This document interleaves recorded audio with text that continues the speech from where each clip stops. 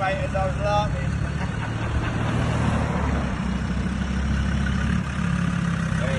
Day work the day, Alan. How are we? I hope you're all good. Guys, listen, on my tea break, it's raining cats and dogs with that early break, so I thought on this build here I'm doing, this takeover job, you know, I've not done a lot of existing work, we're just taking over bits, you know, putting things right.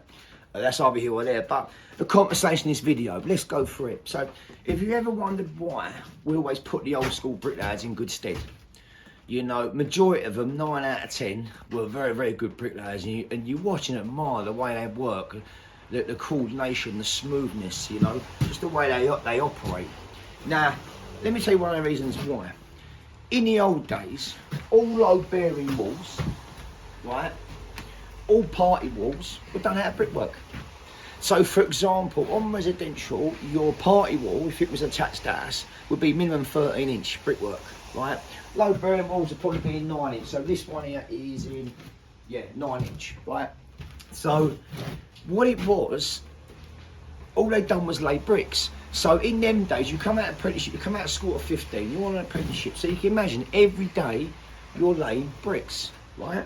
Now, on the load-bearing walls, the party walls, it wasn't face work, right? So you just laid to the line, but what you done every day is you was laying bricks. Block work weren't really about it, wasn't an in thing. So that bricklayer, that apprentice at 17, if he was laying 200 bricks a day, he was laying 1,000 bricks a week. Now, week after week, if we say 38, 39 weeks of the year because of the weather, he's laying a lot of bricks, many thousands.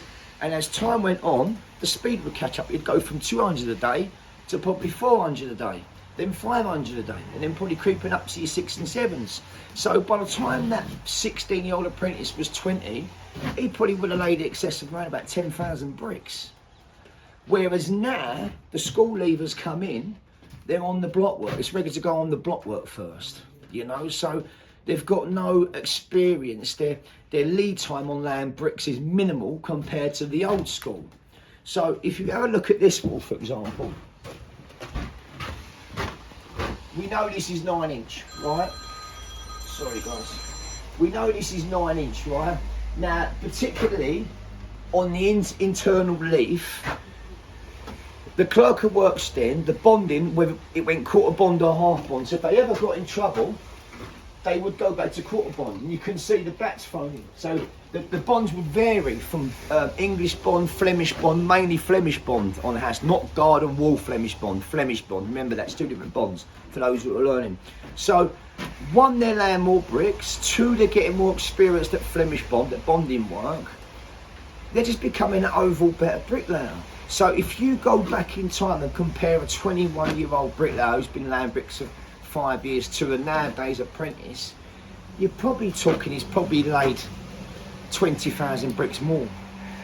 Now, in modern times, the block work come in, and obviously the youngsters become more experienced in laying the blocks. So here is a major devastating difference in what we're talking about, in the difference in the old school.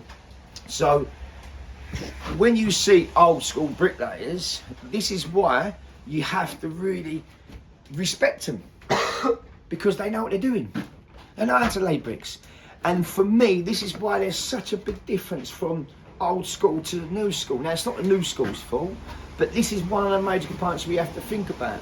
And it's like I said, you watch an old school. So, for example, my apprenticeship was the back end. I remember we were doing this school, and we were doing these load-bearing walls inside. They were 13-inch on wire cuts. And it was a case of just getting them down. And all day, the first 2 weeks, all I was allowed to do was run beds. So all I'd done all day was run beds, and the bricklayers are following behind me. After 2 days of running beds, the bricklayers had run too much muck, too less muck, too less muck. You got it bang on to the right. So precision. So the beds over there laying were bang on for the bricklayer just to go lay with the hand, one scrape, perk, one scrape, perk, one scrape, perk, which I now replicate when I lay bricks. Now you obviously see a lot of bricklayers lay, tap with a trowel, scrape one, scrape two, tap again, and it's not good practice. Now it's not their fault, it's just the education of things and the time of the way the history was then. So These party walls, after laying beds for 2 or 3 days, I was allowed to lay. And what we do, we didn't even point up. We'd rag it. What that means is you get a big roll of Essium in your hand. All your joints had to be full, right? Because the clerk would come around and check. As soon as your joints were full, you'd get a rag and you'd do circular rag movements over smearing all the bricks, because it obviously was being plastered. As long as it was level, plumb, and the joints were full, it was spot on. Some jobs you had to point. We used to do regularly. What I used to like doing was just point the perps. Just point the perps and all, and then just circular brushes, the bed jump would go in lovely. So there you go. So when you look around these old builds, have a look, because you'll always see the party walls, the internal relief of the cavity would always be brickwork. And the simple reason for that is why we have to respect the old school, is because they laid more bricks than us. So they know, they're more educated on the bond work and on the actual bricklaying. So I hope that's answered a few questions with the youngsters that I get. But if not, watch some of my videos, because remember I said about your bed laying. Now, my boy, when he lays, when we get big runs, all I do is make him spread the beds. Bed spreading is neglected. It's so important. Like I say, now I lay enough bed, scrape one perp, boom, one perp, and you just watch me flow. Now, the reason behind that is it becomes more efficient. That is days and hours and years of muck spreading. Now, with the muck spreading, the eye becomes good. So that's why you see me freehand a corner, 5, 6 course, and I won't need to use a level. I just use the level to check, because how I was taught was you only use your level just to check it. Your eye should be doing it. Now, my opinion on this, I've seen a bloke on YouTube, a few people sent me videos, right? For example, he's getting 100mm blockette, he was doing 100mm cavity, and he's putting the blockette in the cavity to check the cavity size, right? God blimey, gentlemen. If you can't sight 100mm after working with 100mm materials every day for the last 25, 30 years, get out of the game, because you are not listening. You are not paying attention, you are not learning. Right? That's my opinion on it. So when you see people freehand and come in, it's all to do with the eye. It's an old traditional bricklaying term called sighting. Good, excellent. Right, my next thing is what I want you to help me answer a question here, because I've not been on site for a few years. Gentlemen, comment below and let me know on this. Right, 10, 15 years ago, we was doing site work. You had two different gangs. You had the splash gang. We didn't do splash courses. The footing gang done the splash courses. But now I'm seeing a lot of bricklayers do splashes. Has that terminology gone now? I'm going to sound a little bit tongue-in-cheek here. It was the shit that done the splashes, basically, right? They weren't allowed on the superstructures. And if you was in the splash, you was like, oh, you're up arse and all this stuff. That's how it was. That's tongue-in-cheek, you know.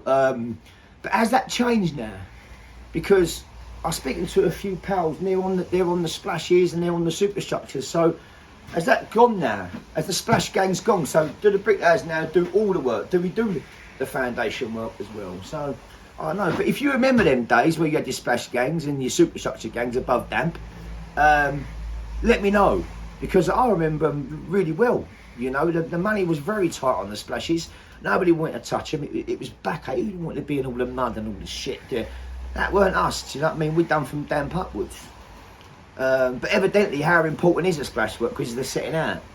But you go back and you remember back on damp and reversing the bond, because they're not bonded it out properly. But you half knew you'd have problems. But let me know if that's changed, or if that's still live today, if you do get splash gangs going around, you know. But listen, gentlemen, it's just a quick video, so have a watch, good conversational point. I hope the youngsters have learned from this about why the old school are just more efficient, and just learn from it, you know. Remember the terms I said about the muck spreading?